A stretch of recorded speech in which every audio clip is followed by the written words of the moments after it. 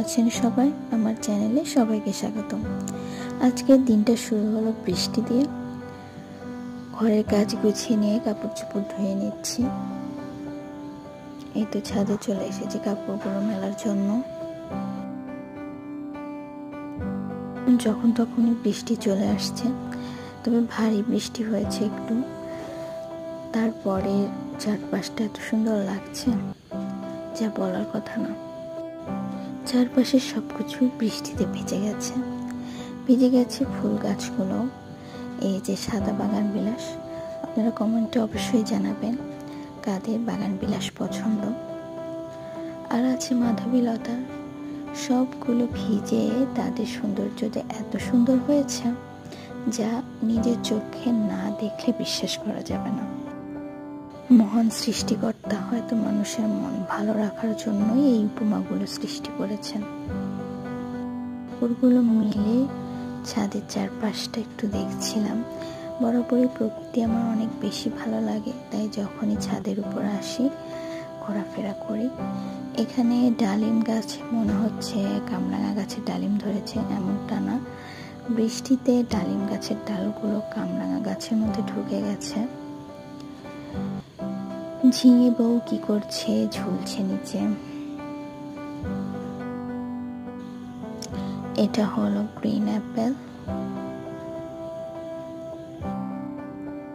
বৃষ্টি হওয়ার পরে সবকিছু একটু বেশি পরিষ্কার পরিষ্কার মনে হয়, সবুজ প্রকৃতি আরো বেশি সবুজ মনে হয়। আমার তো ভীষণ ভালো লাগে।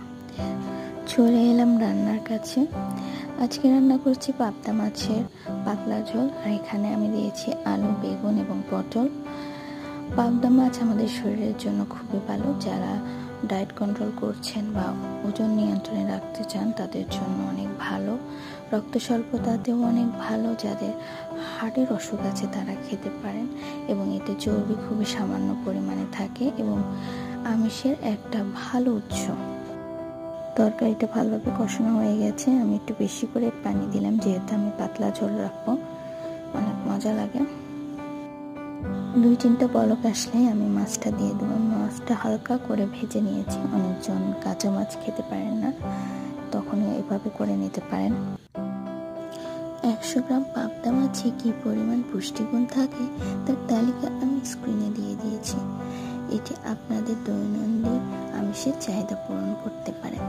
যেহেতু অনেকজনের ডায়েট কন্ট্রোল করেন, কিন্তু ডায়েট কন্ট্রোল করতে গেলে অবশ্যই পুষ্টিকর খাবার খেতে হবে। এতে প্রচুর পরিমাণে ভিটামিন বি এবং ওমেগা 3 আছে, আয়োডিন আছে এবং চর্বির সামান্য পরিমাণ আছে। এছাড়াও অন্যান্য উপাদান আছে, তাই রাখতেই পারেন আপনার খাদ্যের তালিকায়। অসুস্থতার কারণে গাছপালাগুলো দেখে রাখতেই পারেনি, এই যে স্পট পড়ে গেছে।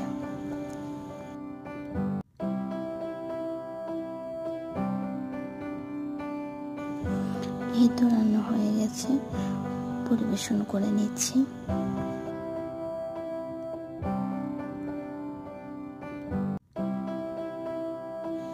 সামান্য তেল এবং মশলা দিয়েও সুস্বাদু খাবার রান্না করা যায়।